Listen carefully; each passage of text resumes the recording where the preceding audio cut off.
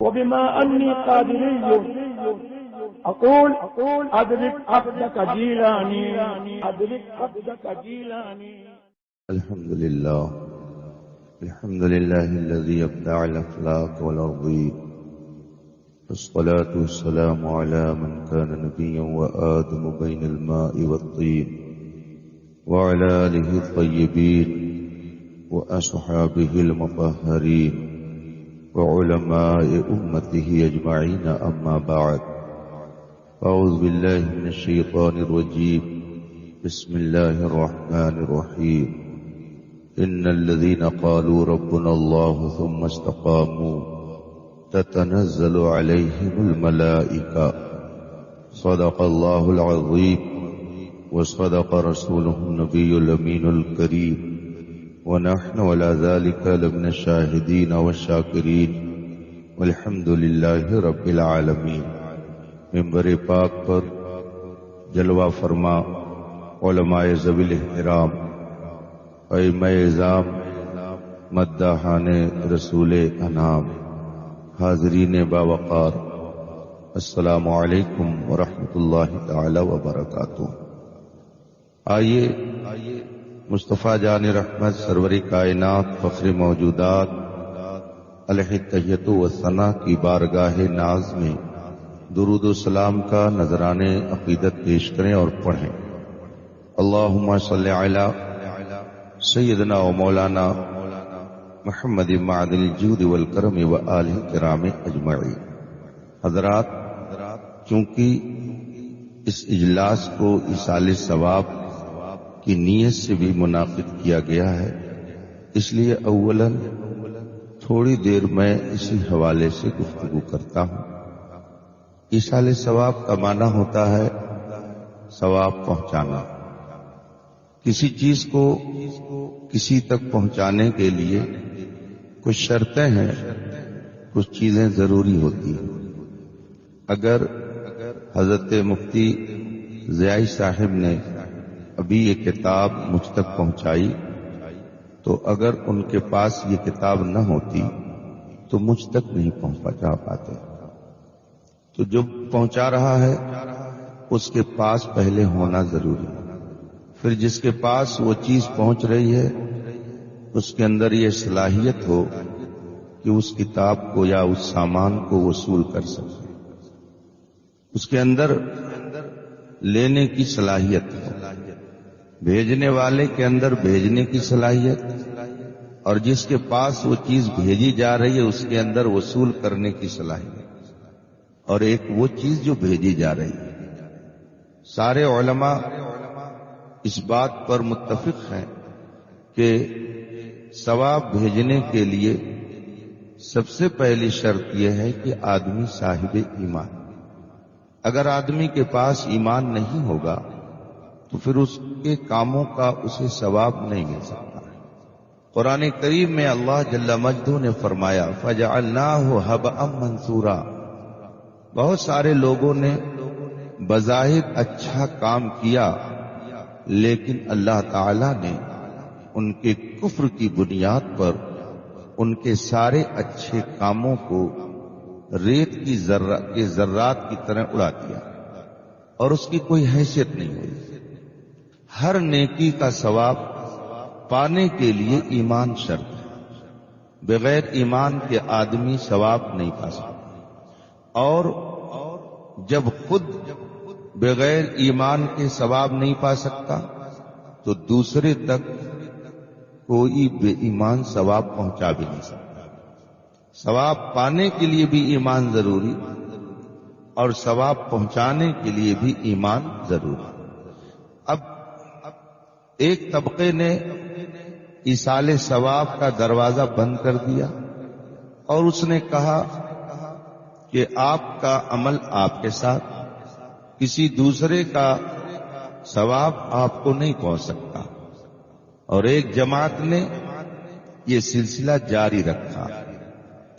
دونوں نے اپنی اپنی حیثیت بتا دی، دونوں نے اپنا اپنا انجام بتا دیا.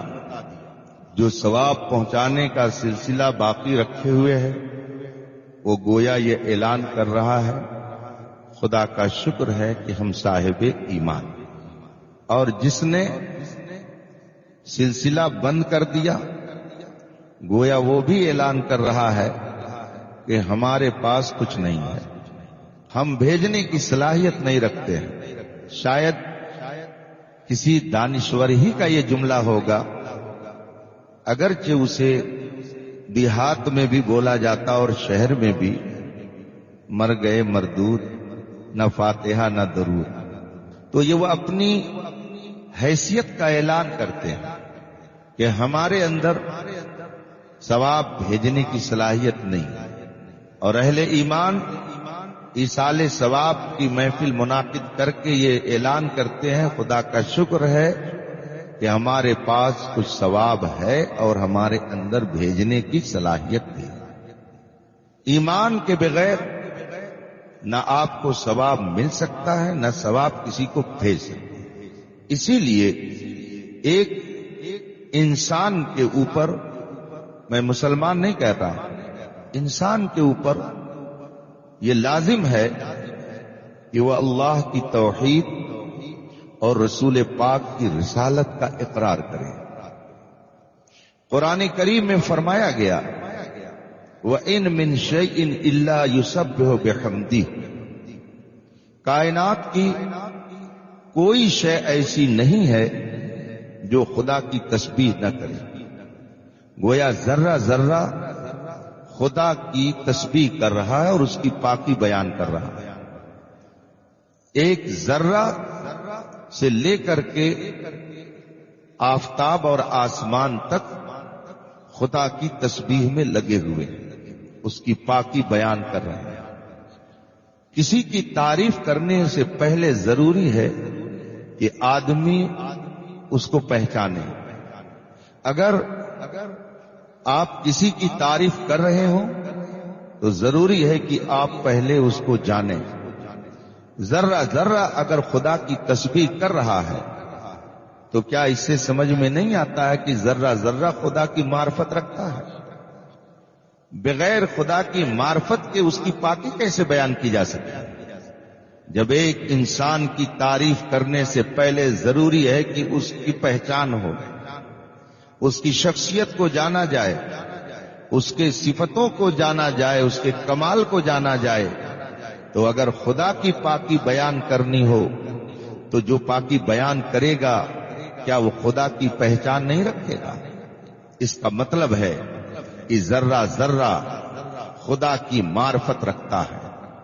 کائنات کا ذرہ ذرہ خدا کو خدا پہچانتا ہے اور مانتا ہے، اور اگر کائنات کا ذرہ ذرہ خدا کی معرفت رکھتا ہے تو رسول پاک کا یہ بھی اعلان ہے کہ ہر شے مجھے اللہ کا رسول مانتی ہے، ہر شے مجھے اللہ کا پیغمبر جانتی ہے، الا مردۃ الانس والجن، مگر جو شریر انسان ہیں اور شریر جنات ہیں صرف وہی نہیں مانتے، جانتے وہ بھی ہیں۔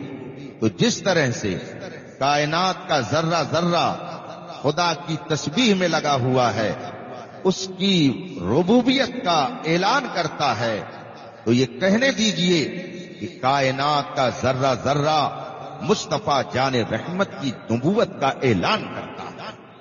اسی لیے اگر کوئی رسول پاک کی عظمت کو گھٹانا چاہے، رسول پاک کے درجے کو گھٹانا چاہے، تو گھٹائے سے کسی کے نہ گھٹا ہے نہ گھٹے، جب بڑھائے تجھے اللہ تعالی تیرا۔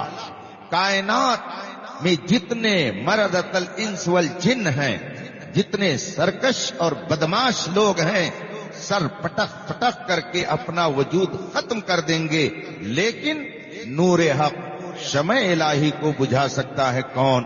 جس کا حامی ہو خدا، اس کو مٹا سکتا ہے کون؟ کائنات کا ذرہ ذرہ خدا کی تسبیح میں ہے تو کائنات کا ذرہ ذرہ مصطفیٰ کی بارگاہ میں صلاۃ و سلام کا نذرانہ بھی پیش کرتا ہے۔ اگر چند لوگ نبی کی بارگاہ میں صلاۃ و سلام پیش کرنے سے انکار کر دیں تو وہ اپنی قسمت پر روئیں، اس لیے کہ اگر بالفرض پوری کائنات خدا کی خدائی سے منکر ہو جائے، پوری کائنات خدا کو تسلیم کرنے سے انکار کر بیٹھے، خدا کی خدائی پر کوئی فرق نہیں آ سکتا۔ آپ اگر عبادت کرتے ہیں تو اس عبادت میں اس کا کوئی فائدہ نہیں، اگر آپ اس کی تسبیح کرتے ہیں تو اس تسبیح کرنے میں اس کا کوئی فائدہ نہیں۔ سب فائدہ آپ کا ہے کہ جب آپ تسبیح کے کلمات اپنی زبان سے نکالتے ہیں، جب آپ دعائیہ کلمات اپنی زبان سے نکالتے ہیں تو یہ کلمات اور یہ بولیاں، یہ الفاظ، یہ فضا میں جانے کے بعد ختم نہیں ہوتے، یہ جاتے ہیں۔ الیہ یصعد الکلم الطیب، خدا کی بارگاہ میں یہ پہنچتے ہیں۔ یہاں پر میرے منہ سے جو بولی نکل رہی ہے آپ یہ مت سمجھیے کہ یہ ختم ہو گئی، یہ جاتی ہے۔ الیہ یصعد الکلم الطیب، خدا کی بارگاہ میں یہ پاکیزہ کلمات پہنچتے ہیں، اور جب پاکیزہ کلمات پہنچتے ہیں تو یہ بھی مان لیجئے کہ جس کے منہ سے غلاظت نکلتی ہے، اولیاء کی شان میں گستاخی نکلتی ہے، جس کی زبان سے علماء ربانیین کی شان میں بکواس نکلتی ہے، وہ بولیاں بھی ختم نہیں ہوتی ہیں، وہ بھی فضا میں موجود رہتی ہیں۔ جو صحیح کلمات نکلتے ہیں یہ بھی فضا میں موجود، اور جو کلمات بد نکالتے ہیں لوگ یہ بھی فضا میں موجود رہتے ہیں۔ اور امام الاسفیاء والکاملین امام عبد الوہاب شعرانی قدس سرہ الربانی اپنے ایک بیان میں ارشاد فرماتے ہیں کہ انسان جو منہ سے بولتا ہے یہ سب فضا میں موجود ہیں، سارے کلمات فضا میں موجود ہیں۔ اب اگر وہ کلمات خیر ہیں، تسبیح کے کلمات ہیں، نیکی کے کلمات ہیں، اچھی باتیں ہیں، قرآن و حدیث کے کلمات اپنی زبان سے کسی نے ادا کیا تو یہ فضا میں جب تک خدا چاہتا ہے موجود رہتے ہیں، اور جس کے منہ سے یہ کلمات نکلتے ہیں اللہ جب تک چاہتا ہے اس کے لیے دعائے مغفرت کرتے رہتے ہیں۔ اور اگر کسی کے منہ سے بری بولی نکلی، کسی کی زبان سے، اولیاء کرام، صحابہ کرام، حتیٰ کہ اللہ و رسول کی شان میں کوئی غلط بات نکلی، یہ فضا میں موجود رہتے ہیں، اور جس کے منہ سے یہ کلمات نکلتے ہیں اس کے اوپر لعنت بھیجتے رہتے ہیں۔ امام عبد الوہاب شعرانی رضی اللہ تعالی عنہ نے یہ بتایا کہ اگر بولو تو سوچ سمجھ کر کے بولو، ورنہ یہ بولیاں اگر تمہارے منہ سے غلطی کے ساتھ نکلیں گی تو تم پر لعنت بھیجیں گی، اور اگر خیر کے کلمات ہیں تو دعائے مغفرت کریں گی۔ امام عبد الوہاب شعرانی قدس سرہ الربانی نے یہ ارشاد فرما کر ہمیں اور آپ کو گویا نصیحت فرمائی ہے کہ بولو تو ذرا سوچ سمجھ کر کے بولو، کس کے بارے میں بول رہے ہو یہ بھی غور کر کے بولو۔ ہمیشہ آدمی کو اپنی حیثیت کے مطابق بات کرنی چاہیے، جو حیثیت سے بڑھ کر کے بات کرتا ہے وہ مجرم ہو جاتا ہے۔ آپ اگر ڈی ایم صاحب کے پاس جائیے اور آپ ان سے انہی کی برابری کے انداز میں گفتگو کیجئے، ان کا چپراسی فوراً آپ کو گیٹ آؤٹ کر دے گا کہ جائیے آداب دربار سیکھ کر کے پھر آئیے۔ گفتگو کرنے کا معیار کیا ہے پہلے اس کو سیکھ لیجئے پھر آئیے۔ یہ ڈی ایم صاحب ہیں، آپ ایک عام آدمی ہیں، آپ کو یہاں پر تہذیب سے بات کرنی چاہیے۔ دوست نہیں ہے وہ آپ کے حاکم ہیں، اس انداز سے ان سے بات کیجئے۔ اگر ڈی ایم صاحب کے منصب کے خلاف آپ نے بات کیا تو آپ مجرم قرار دیے جائیں گے دنیاوی اعتبار سے۔ آئیے میں قرآن کریم کی ایک آیت سناؤں۔ یہودیوں نے حضرت موسیٰ علیہ الصلوۃ والتسلیم سے اپنی حیثیت سے بڑھ کر کے بات کر دی، اپنی حیثیت سے بڑھ کر کے ان سے مطالبہ کر دیا۔ حضرت موسیٰ علیہ الصلوۃ والسلام کی قوم نے ان سے کہا ارنا اللہ جہرا، اے موسیٰ ہم آپ کے خدا کو اس وقت مانیں گے جب آپ کے خدا کو ہم ظاہری آنکھوں سے دیکھ لیں گے۔ ارنا اللہ جہرتن، اپنے خدا کو ہمیں آپ دکھا دیجئے، ہم اپنے ماتھے کی آنکھوں سے دیکھ کر کے پھر مانیں گے آپ کے خدا کو، چونکہ انہوں نے یہ بات اپنی حیثیت سے پڑھ کر کے کہی تھی۔ آپ ذرا غور کیجئے، کیا آپ ہندوستان کے سب سے بڑے حاکم سے جب چاہیں بات کر سکتے ہیں، جب چاہیں ملاقات کر سکتے ہیں، جب چاہیں ان کے پاس جا سکتے ہیں؟ کوشش کرتے رہیے، سر پٹک پٹک کر کے آپ اپنا وجود ہو سکتا ہے 5 سال میں ختم کر دیں، مگر ان تک رسائی آسان نہیں ہے۔ اگر دنیا کے کسی حاکم کو آپ بالمشافہ آسانی سے نہیں دیکھ سکتے ہیں تو جو سارے حاکموں کا حاکم ہے، جو سارے مالکوں کا مالک ہے، اس کو آپ کیسے دیکھ سکتے ہیں؟ جیسے دنیا کے کسی حاکم کو دیکھنے والے مخصوص لوگ ہوتے ہیں، اسی طریقے سے احکم الحاکمین کا بھی دیدار سب کو نہیں ہوتا ہے، اس کے لیے بھی اسپیشل لوگ ہوتے ہیں، اور ان اسپیشلوں میں جو سب سے اسپیشل ذات ہے وہ میرے مصطفیٰ کی ذات ہے، رسول پاک صلی اللہ علیہ وسلم کی ذات ہے۔ حضرت موسیٰ کی قوم نے اپنی حیثیت سے بڑھ کر کے بات کی اور کہا ارنا اللہ جہرتن، ہمیں اپنے رب کو، اللہ کو آپ ہماری آنکھوں سے دکھا دیجئے، علل اعلان دکھا دیجئے، علانیہ دکھائیے۔ تو جب انہوں نے اپنی حیثیت سے بڑھ کر بات کی تو ہوا کیا؟ قرآن کریم میں آگے فرمایا گیا فَأَخَذَتْهُمُ الصَّاعِقَةُ بِظُلْمِهِمْ، انہوں نے یہ مطالبہ کر کے اپنے اوپر ظلم کیا، وہ مجرم ہو گئے اس لیے کہ اپنی حیثیت سے بڑھ کر انہوں نے بات کی۔ تو اب ان کے جرم کی ان کو سزا کیا ملی؟ آسمان سے بجلی گری، اور جتنے لوگ اس طرح کا مطالبہ کر رہے تھے اس بجلی نے ان سب کو جلا کر کے خاکستر کر دیا، سب کا وجود ختم ہو گیا، سب کے سب نیست و نابود کر دیے گئے۔ اپنی حیثیت سے بڑھ کر کے کوئی اگر گفتگو کرتا ہے تو وہ مجرم ہوتا ہے۔ مجھے کہنے دیجئے، آپ کی حیثیت یہ نہیں ہے کہ آپ کسی صحابی کی شان میں گستاخی کرو، آپ کی حیثیت یہ نہیں ہے کہ آپ ان کے مقام کو انچی ٹیپ لے کر کے ناپو۔ خدا کی قسم، پوری دنیا میں اس وقت جتنے انسان ہیں سب مسلمان ہو جائیں اور سب نماز پڑھنے لگیں، سب نیکیاں کرنے لگیں، سب دن رات تسبیح میں لگ جائیں، قرآن کی تلاوت میں لگ جائیں، مسجد اور مدرسہ بنانے میں لگ جائیں، تسبیح و تحلیل میں لگ جائیں، مگر ان سب لوگوں کی نیکیوں کو ترازو کے ایک پلے پر رکھو اور ایک صحابی کی نیکی کو ترازو کے ایک پلے پر رکھو تو مصطفیٰ کے اس صحابی کی نیکی کا درجہ تم سب کی نیکیوں سے بڑھ جائے گا۔ یہ مقام صحابہ ہے، اس لیے کسی صحابی کی حیثیت دیکھنے کی آج کسی کے اندر حیثیت نہیں ہے۔ اس لیے اگر کوئی کسی صحابی کی شان میں گستاخی کرتا ہے تو ان کی عظمت کو تو وہ نہیں گھٹا سکتا، اس لیے کہ رب نے ان کی عظمت کو بڑھایا ہے، رب نے ان کا مقام بتایا ہے، رب نے ان کے بارے میں خود اعلان کر دیا ہے رضی اللہ عنہم ورضوا عنہ، اللہ ان سے راضی ہے، وہ اللہ سے راضی ہیں۔ کلن وعد اللہ الحسنى، اللہ نے اپنے محبوب کے سارے صحابہ سے جنت کا وعدہ فرما چکا ہے، تو اللہ نے وعدہ کر لیا، اللہ ان سے راضی ہو گیا، تو آپ بھوکتے رہیں، آپ کے بھوکنے سے ان کی عظمت پر کوئی اثر نہیں پڑ سکتا ہے۔ اپنی حیثیت سے جو آگے بڑھ کر کے بات کرتا وہ خود ہی مجرم ہوتا ہے۔ اس لیے صحابہ کرام کی شان میں کبھی تصور بھی مت کیجیے گا کسی غلط بات کا، ورنہ ہلاکت و بربادی کے گڈھے میں ڈھکیل دیے جاؤ گے۔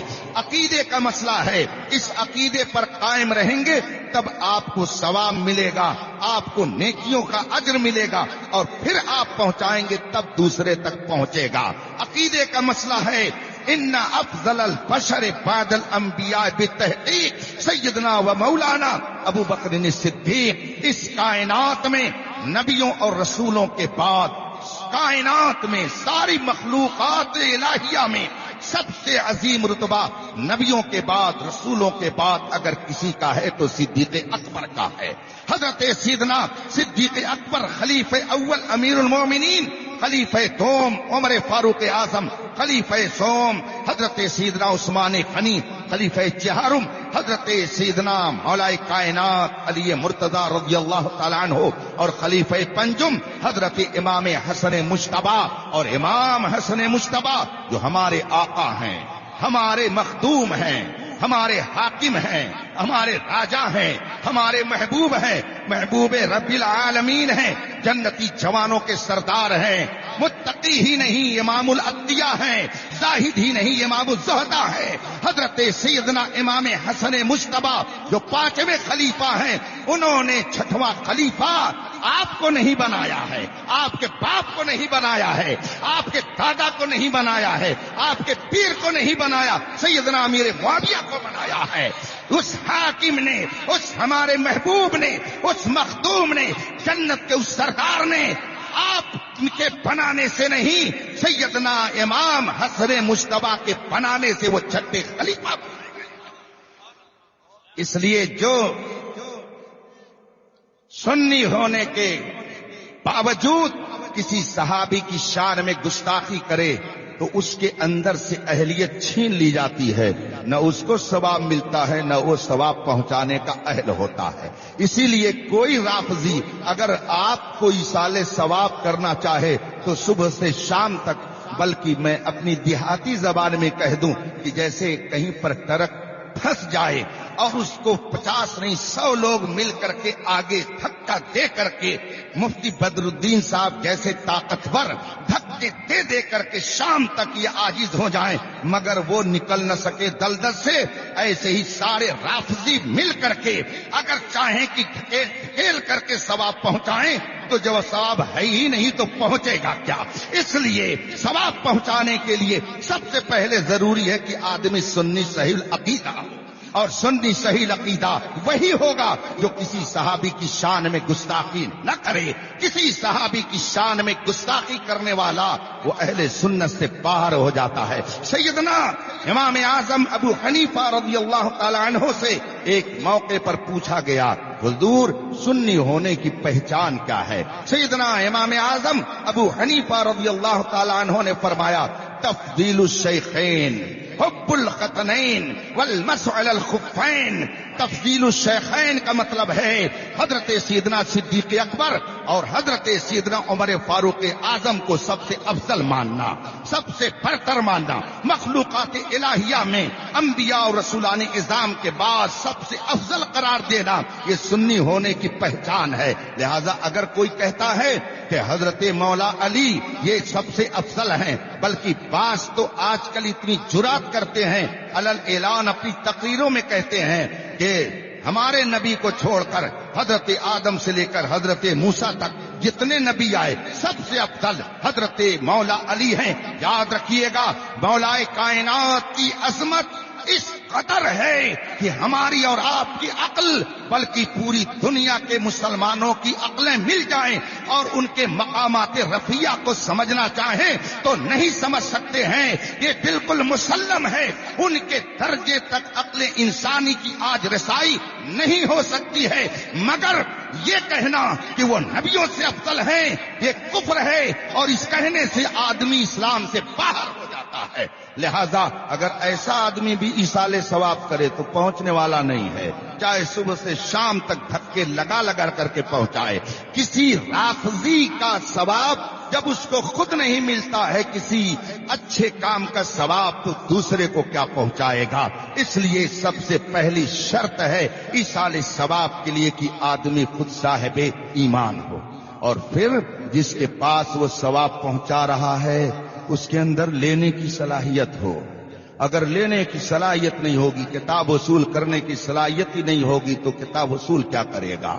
تو جو بھیج رہا ہو اس کا بھی صاحب ایمان ہونا ضروری، اور جس کے پاس بھیجا جا رہا ہو اس کا بھی صاحب ایمان ہونا ضروری ہے۔ اس لیے جو قبر میں گیا اگر وہ مومن نہیں ہے تو صبح سے شام تک اس کے نام قرآن خوانی کرتے رہیے، کچھ فرق نہیں پڑے گا۔ البتہ آپ کے اوپر ضرور فرق پڑے گا کہ جو کافر ہو، بے ایمان ہو، اگر آپ اسے ایصال ثواب کریں گے تو آپ کا ایمان خود ہی خطرے میں آ جائے گا۔ اس لیے کہ کسی بد مذہب کی نہ تو نماز جنازہ جائز ہے اور نہ ہی اس کے لیے دعائے مغفرت کرنا جائز ہے۔ دعائے مغفرت کرنے کے لیے اور نماز جنازہ کے لیے، ایصال ثواب کے لیے ضروری ہے کہ جو ایصال ثواب کرے وہ بھی مومن ہو اور جسے کیا جا رہا ہو اس کا بھی مومن ہونا ضروری ہے۔ اسی لیے اگر کوئی دنیا سے بے ایمان ہو کر کے گیا، آپ لاکھ اس کو ثواب پہنچاتے رہیں کچھ نہیں پہنچے گا۔ ضرورت اس بات کی ہے کہ آج کے حالات میں آپ اپنے ایمان کی فکر کریں۔ بہت سارے جملے میں نے ابھی سنے جس سے اندازہ ہوا کہ ہماری جماعت کس رخ پر جا رہی ہے۔ کل تک ہم غیروں سے مقابلہ آرائی میں مصروف رہتے تھے، مگر آج حال یہ ہے کہ ایک دوسرے کے پیچھے پڑ کر کے اپنے آپ کو برباد کر رہا ہے۔ کوئی تاج الشریعہ، کوئی محدث کبیر، میں تو سمجھ ہی نہیں پاتا ہوں کہ تاج الشریعہ نے ان کا بگاڑا کیا ہے، حضور محدث کبیر نے ان کا بگاڑا کیا ہے، حضور علامہ ارشد القادری نے ان کا بگاڑا کیا، مگر بعض لوگوں کا یہ مزاج ہوتا ہے، بعض لوگوں کی طبیعت میں یہ چیز ہوتی ہے، ہم چنی دیگر نیز، ہماری طرح کوئی نہیں ہے۔ یہی کیڑا ابلیس کے دماغ میں پیدا ہوا تو اس کی ساری عبادت ملیا میٹ ہو گئی، ذلت کے گڈھے میں ڈال دیا گیا۔ آج بھی اگر کوئی یہ تصور کرتا ہے مجھ جیسا کون ہے، تو میں سمجھتا ہوں اس سے خراب کوئی نہیں ہے، اس سے زیادہ گنہگار کوئی نہیں ہے، اس لیے کہ جو یہ سمجھے مجھ جیسا کوئی ہے، میں کہتا ہوں اس سے خراب کوئی نہیں ہے، اس لیے کہ اگر وہ اپنی معرفت رکھتا تو کبھی اولیاء کی شان میں وہ گستاخی نہیں کرتا۔ آپ جانتے ہیں علامہ ارشد القادری کون ہیں؟ میں زیادہ تبصرہ نہیں کرنا چاہتا، لیکن خود میں چلیے اپنے آپ کو لے رہا ہوں۔ ابھی میں آیا، ایئرپورٹ پہ اترا، گاڑی لے کر کے افضل سلم وہاں کھڑے ہیں، گاڑی میں بیٹھا، راستے میں ایک جگہ میں نے کہا نماز پڑھنی ہے، کہا اتر جائیے نماز پڑھ لیجیے، نماز پڑھ کر گاڑی چلی۔ میں نے کہا کچھ کھانے کی ضرورت ہے، حضرت لے آتا ہوں، گاڑی میں بیٹھے رہیے۔ آیا، کمرے میں پہنچا آرام سے، اور اس کے بعد پھر تیار ہو کر کے آپ کے سامنے میں حاضر ہو گیا۔ علامہ ارشد القادری رحمۃ اللہ علیہ کے بارے میں بھی آپ نے سنا کہ انہوں نے چرچ خریدا، اور اس سے آگے مجھ سے سن لیجئے، چونکہ ایک موقع پر آپ برطانیہ تشریف لے گئے، ٹھنڈک کا موسم تھا اور کڑاکے کی ٹھنڈک پڑ رہی تھی، لوگ ٹھنڈک میں مسجد آنے سے کتراتے تھے، اس لیے کہ لوگوں کے گھروں میں گرم انتظام تھا، لوگوں کے گھروں میں ہیٹر کا انتظام تھا۔ علامہ ارشد القادری علیہ رحمت و رضوان کے بارے میں مجھ سے ایک صاحب نے بتایا کہ برطانیہ میں جب حضرت تشریف لے گئے تو آپ نے ایک ہال خریدا، چونکہ اس میں اندر سے الیکٹرانک سسٹم نہیں تھا گرمی پیدا کرنے کا، تو رات میں آپ اٹھ جاتے اور پھر اس ہال کے چاروں طرف خود اپنے ہاتھوں سے لکڑیاں جلاتے تھے تاکہ کمرہ گرم ہو جائے، اور لکڑیاں جلا کر کے پھر محلے میں جاتے تھے تاکہ لوگ آئیں اور نماز پڑھیں اور میری کچھ باتیں سن کر کے ایمان میں تازگی پیدا کریں۔ آج کچھ لوگ گرمی کے موسم میں ٹھنڈے ملک میں جاتے ہیں، ٹھنڈک کے موسم میں گرم ملک میں جاتے ہیں اور کہتے ہیں کہ میں مبلغ اسلام ہوں، میں دین کی تبلیغ کرتا ہوں۔ یہ دین کی تبلیغ نہیں ہے میاں، یہ اپنی تبلیغ ہے۔ یہی میں کہتا ہوں کہ کچھ لوگ دعوت اسلام کرتے ہیں مگر کچھ لوگ دعوت شخصیت کرتے ہیں۔ حضور مبلغ اسلام یقیناً وہ مبلغ اسلام تھے کہ وہ تنہا جاتے تھے کسی شہر میں، مگر جب واپس ہوتے تھے تو اس شعر کے مصداق بن کر کے آتے تھے کہ میں تو تنہا ہی چلا تھا جانب منزل، مگر لوگ یوں آتے گئے اور کارواں بنتا گیا۔ 70,000 غیر مسلموں نے ان کے ہاتھ پر اسلام قبول کیا، اور یہ کون تھے مبلغ اسلام؟ اعلیٰ حضرت کے خلیفہ تھے، اعلیٰ حضرت کے شاگرد تھے۔ ایک وہابی نے ان کے بارے میں لکھا ہے کہ بریلوی جماعت کے ہر شخص کو ایک ترازو پہ تولنا ناانصافی ہے۔ اسی جماعت کے ایک فرد تھے علامہ عبدالعلی میرٹھی، مگر انہوں نے جو تبلیغ کا کام انجام دیا ہے وہ بہت عظیم ہے۔ میں نے ان کی تبلیغی مسائی کو جب دیکھا تو حیرت میں پڑ گیا کہ آج ہم ایئرپورٹ پر اترتے ہیں، 2 گھنٹے میں یو پی سے کرناٹک پہنچ جاتے ہیں، اور پھر یہاں ویلکم اور استقبال کے لیے بھی لوگ موجود رہتے ہیں، اور وہاں وہ تنہا جاتا تھا۔ علامہ عبدالعلی میرٹھی تنہا جاتے تھے، سمندری جہاز سے جاتے تھے، دریاؤں کا سفر کر کے جاتے تھے، پانیوں کا سینہ چیر کر کے پہنچتے تھے، بندرگاہ پہ اترتے، نہ کوئی استقبال کرنے والا، نہ کوئی جان پہچان کا، لیکن جاتے، ان کا طریقہ تبلیغ کیا تھا، پہنچتے اس شہر میں، وہاں کی زبان میں فوراً وہ دعوت نامہ تیار کرتے، اور جتنے بھی بڑے بڑے لوگ ہوتے، پروفیسر ہوتے، انجینئر اور وکیل ہوتے، بیرسٹر ہوتے، اہل ثروت ہوتے، ان کے سامنے لے جا کر کے وہ دعوت نامہ پیش کرتے۔ سر فلاں حال میں تشریف لے آئیے گا، ہم آپ کی پارٹی کرنا چاہتے ہیں، اور جب یہ مجمع اکٹھا ہو جاتا اس وقت مبلغ اسلام اسلام کی حقانیت پر تقریر کرتے تھے، جس کا نتیجہ یہ ہوتا بڑے بڑے دانشور کلمہ طیبہ پڑھ کر کے دامن اسلام سے وابستہ ہو جایا۔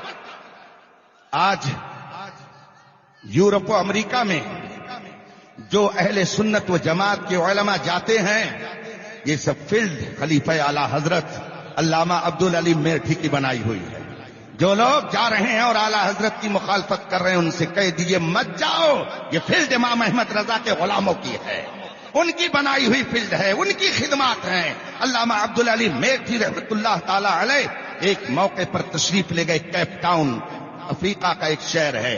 جارج برنارڈ شاہ جو بہت بڑا ڈرامہ نویس اپنی جماعت کا، اپنے گروپ کا تھا، عیسائی جارج برنارڈ شاہ، اس نے جب سنا کہ علامہ عبدالعلیم میرٹھی آئے ہوئے ہیں، اس نے پیغام بھیجا کہ میں نے آپ کا نام بہت سن رکھا ہے، آپ اسلام کے شاندار لیکچرر اسپیکر ہیں، میں آپ سے ملاقات کرنا چاہتا ہوں۔ علامہ عبدالعلیم میرٹھی رحمت اللہ علیہ نے فرمایا ٹھیک ہے، ملاقات کا وقت متعین کر دیا جائے۔ ایک وقت متعین ہوا، علامہ میرٹھی رحمت اللہ علیہ کی ملاقات ہوئی جارج برنارڈ شاہ سے، جو کیپ ٹاؤن میں ملاقات ہوئی، تاریخی ملاقات ہے۔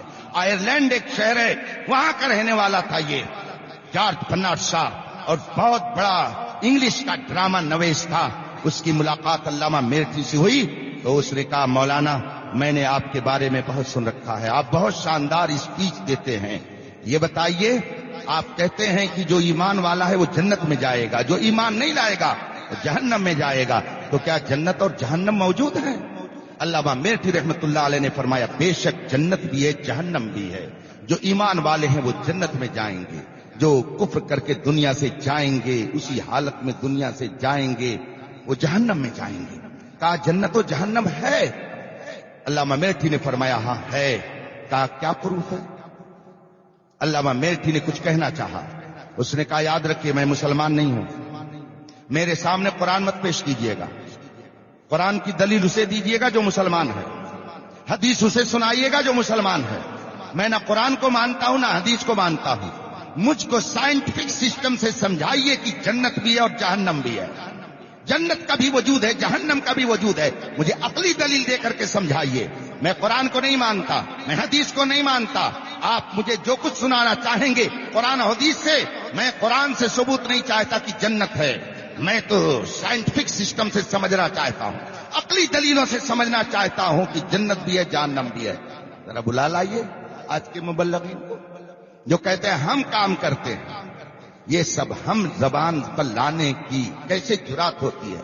اعلیٰ حضرت رضی اللہ تعالی عنہ نے ایک نعت کے اشعار کہے، نعت کہی آپ نے، اور اس میں آپ نے ردیف و قافیہ کے طور پر ہم کا لفظ استعمال فرمایا، پاٹ وہ کردار یہ گزار ہم، یا الہی کیسے اترے پار ہم، اپنے کوچے سے نکالا تو نہ دو، ہے تو حد بھر کر خدائی خار ہم۔ یہ لفظ ہم جب وہ استعمال کر چکے تو آخر میں عرض کرتے ہیں ان کے آگے دعوے ہستی رضا کیا پکے جاتا ہے یہ ہر بار ہم، نبی کی بارگاہ میں ہم کیا کرتا ہے؟ کوئی اگر دین کی خدمت کرتا ہے تو یہ سمجھ لینا کہ ہم کرتے ہیں، ارے یہ جسے چاہا اپنا بنا لیا، جسے چاہا گھر پہ بلا لیا، ہے بڑے کرم کے فیصلے، یہ بڑے نصیب کی بات ہے۔ کچھ لوگوں نے کہا تھا ہم مسلمان ہیں، ہم کلمہ پڑھتے ہیں، میرے آقا صلی اللہ علیہ وسلم پر انہوں نے احسان جتانا چاہا، قرآن کی آیت کریمہ نازل ہو گئی، پڑھیے سورہ حجرات 26ویں پارے میں ہے، قرآن کریم نے اعلان فرمایا قل لا تمنوا علی اسلامکم بل اللہ یمن علیکم ان ہداکم للایمان، اے میرے محبوب ان سے اعلانیہ کہہ دو لا تمنوا علی اسلامکم، اگر تم مسلمان ہو میرا کلمہ پڑھتے ہو تو مجھ پر احسان مت جتاؤ، تمہارا کوئی احسان نہیں ہے، بل اللہ یمن علیکم ان ہداکم للایمان، یہ خدا کا احسان ہے کہ اس نے تمہارے دل کے اندر ایمان کا نور پیدا فرمایا ہے۔ تو اگر کوئی دین کی خدمت کرتا ہے تو وہ یہ نہ کہے میرا احسان ہے، میں نے یہ کیا ہے، یہ مصطفیٰ کا کرم ہے کہ تم سے وہ خدمت لے رہا ہے، مگر تم قوم پر احسان جتا کر کے اپنے نامہ اعمال سے نیکیوں کو برباد کر رہے ہو۔ جو لوگ اس طرح کی باتیں کرتے ہیں ہماری سمجھ میں نہیں آتی ہو کہ کیا پڑھ کر کے وہ آتے ہیں، ہم نے یہ کیا، ہم نے یہ کیا۔ میرے تاج الشریعہ کی شان یہ تھی، میں نے خود اپنی آنکھوں سے دیکھا، بیٹھا رہا، ایک آدمی آیا، کیا ہے حضور کلمہ پڑھنا، آؤ جلدی جاؤ، हुजूर मुहद्दिस कबीर भी बैठे हुए हैं। एक शख्स आया, कहा मैं आप जैसे नूरानी चेहरे को देख करके वहाबियत और देवबंदियत से तौबा करना चाहता हूं, मगर कदमों में आना चाहता हूं। मजमे से उसने पर्ची भेजी, मैंने खुद पढ़ करके वो पर्ची सुनाई थी। उस जलसे में मैं भी मौजूद था। हजरत ने फरमाया उसको बुलाया जाए, कदमों में बुला करके उसको ईमान की दौलत से सरफराज कर दिया। लेकिन कभी ये नहीं कहा कि हम ये करते हैं, कभी उन्होंने ये नहीं कहा हमने ये किया है। आज यहाँ जो नूरानी जलवे आप दिख रहे हैं, आपको दिख रहे हैं, ये सब आला हजरत की तजल्लियात हैं, ये सब मुफ्ती आजम हिंद के बरक़ात हैं, ये सब हुजूर ताजुश शरिया की इनायात हैं। मगर इनमें से ये सारे हजरात इनकार नहीं कर सकते हैं कि हम पर आला हजरत का और ताजुश शरिया का और मुहद्दिस कबीर का एहसान नहीं है।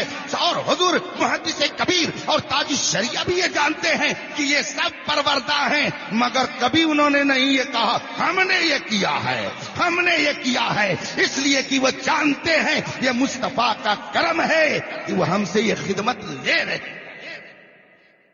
अल्लामा अरशदुल क़ादरी अलैहि रहमत व रिज़वान, जिनकी खिदमात का दायरा सिर्फ हिंदुस्तान नहीं बल्कि बर्रे सगीर है। वो सफीर इस्लाम थे, वो मुबल्लिग इस्लाम थे, वो इस्लाम के सच्चे दाई और मुबल्लिग थे। उनका ये दस्तूर नहीं था कि ठंडक के मौसम में गर्म मुल्क में जाएं और गर्मी के मौसम में ठंडे मुल्क में जाएं, बल्कि उनका हाल ये था कि बंजर जमीन पर वो खेती करते थे। बंजर जमीन पर खेती करते ही नहीं थे बल्कि वहां से फल भी उगा दिया करते थे। वो बंजर जमीन पर खेती लगाते थे और उसकी आबियारी करते थे। आज हिंद और बैरून हिंद में न जाने कितने ऐसे इदारे हैं जहां आज लोग जाना गवारा नहीं करेंगे, मगर अल्लामा अरशदुल क़ादरी ने आज से 50 साल पहले पहुंच करके वहां पर नौनिहालाने उम्मत के लिए जो किला तामीर किया है, अल्हम्दुलिल्लाह आज उसकी बरकतें हिंदो पाक में अपने माथे की आंखों से देखी जाती हैं। अल्लामा अरशदुल क़ादरी रहमतुल्लाह अलैह का जिक्र आ गया। मुझसे फैजुल उलूम झारखंड जमशेदपुर जो उनका इदारा है, उस इदारे के शेखुल हदीस ने मुझसे बयान किया। उन्होंने मुझसे बयान फरमाया कि एक मौके पर दारुल उलूम फैजुल उलूम जमशेदपुर के लिए जलसे में मदऊ किया गया खानवादे आला हजरत के अजीम चश्मो चराग हजरत अल्लामा सुल्तान रजा साहब अली रहमत व रिज़वान, उन्हें मदऊ किया गया। अल्लामा अरशदुल क़ादरी अली रहमत व रिज़वान कहीं बाहर थे, वो तशरीफ लाए। उन्होंने कहा उलमा की क़यामगाह कहाँ है? कहा फला फला जगह। असातिज़ा ने उनकी क़यामगाह दिखा दी। फरमाया अल्लामा सुल्तान रज़ा साहब क़िबला की क़यामगाह कहाँ रखी गई है? कहा हुजूर आपका कमरा, ये कमरा फला कमरे में उनकी क़यामगाह बना दी गई है। कहा नहीं, जहां मैं रहता हूं, जहां मेरे बच्चे रहते हैं, मेरी फैमिली जहां रहती है, उसमें जो मेरा खास हुजरा है, उस हुजरे में अल्लामा सुल्तान रज़ा साहब की क़यामगाह रखी जाए, वहां उनको ठहराया जाए। लोगों ने कहा हुजूर इंतजाम हो गया है, सारे मेहमानों के लिए कमरों में बिस्तर लग गए हैं। कहा ठीक है, मगर अल्लामा सुल्तान रज़ा साहब मेरे कमरे में मेरे खास हुजरे में ठहरेंगे। और फिर वजह भी बता दी। फरमाया कि आला हजरत के खानदान पर रसूल पाक की खुसूसी इनायत है, आला हजरत के खानवादे पर रसूल पाक की स्पेशल इनायत है।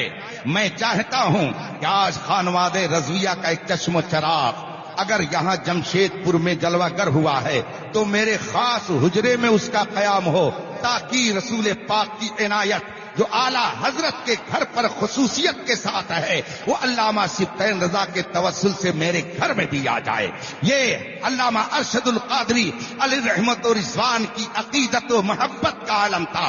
बरेली से और जिंदगी भर वो मसलके आला हजरत की तर्जमानी करते रहे, मगर कोई नहीं कह सकता कि उन्होंने ये ऐलान किया हो काम हम करते हैं तुम क्या करते हो। कभी उन्होंने ये नहीं कहा कि काम हम करते हैं तुम क्या करते हो, बल्कि वो जहां गए काम करके आगे बढ़े।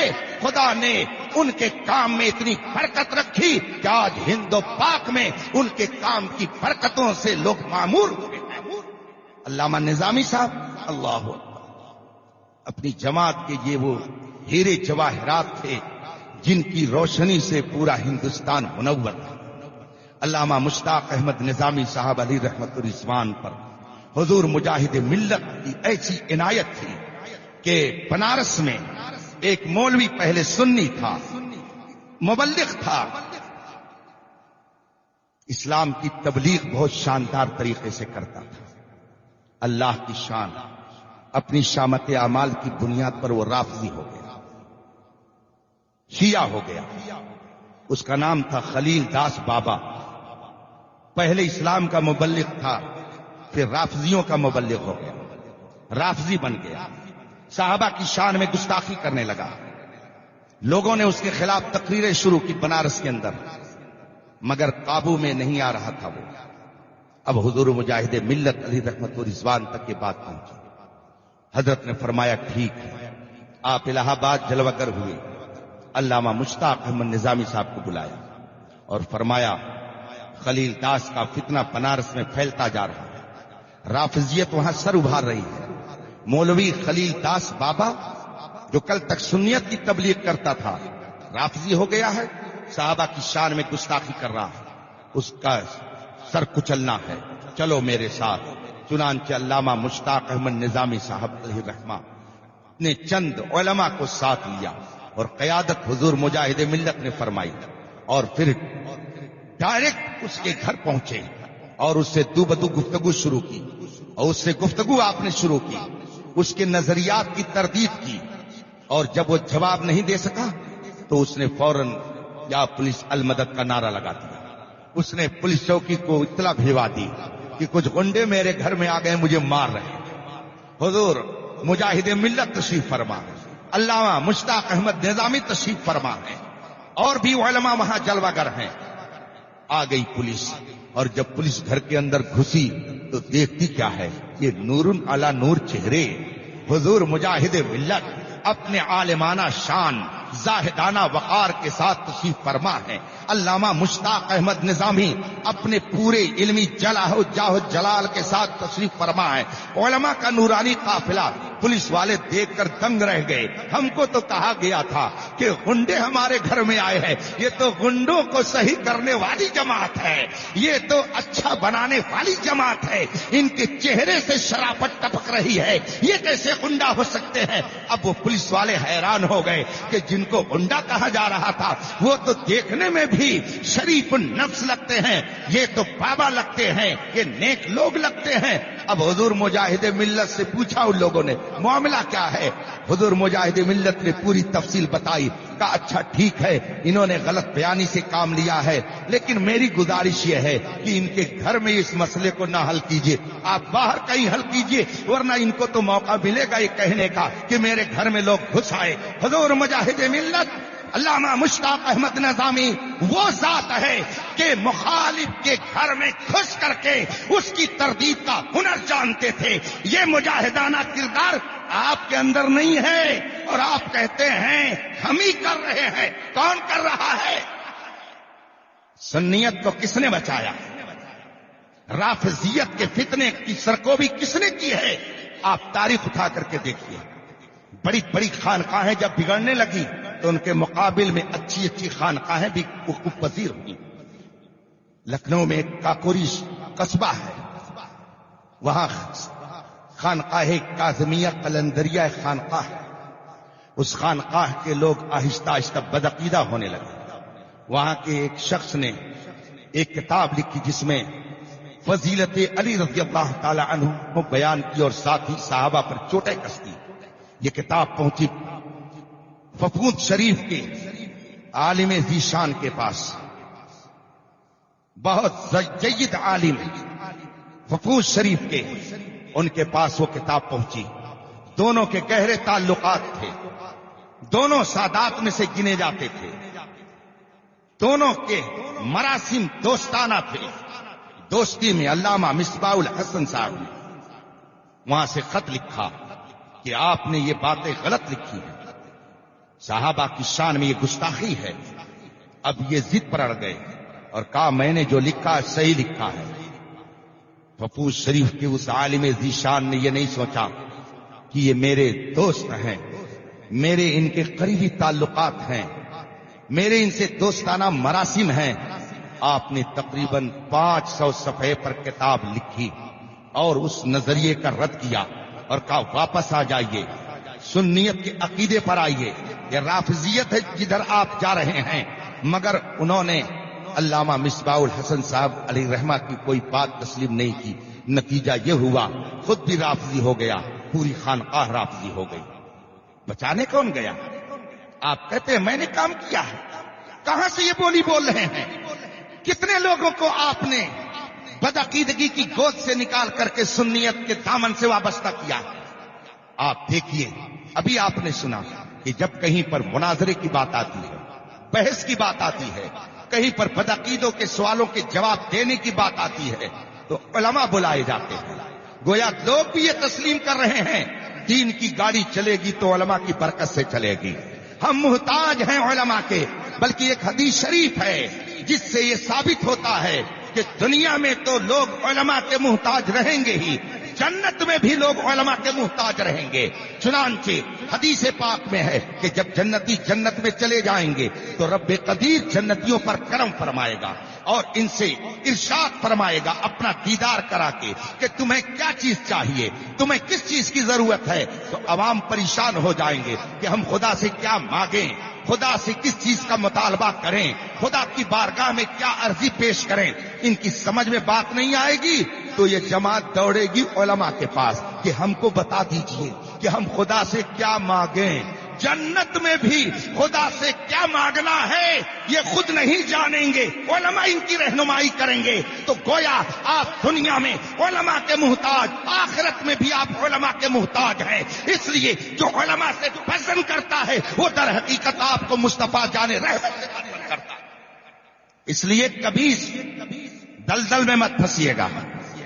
ایصال ثواب کے لیے خود مسلمان ہونا ضروری ہے اور جس تک پہنچایا جائے اس کا بھی مسلمان ہونا ضروری ہے.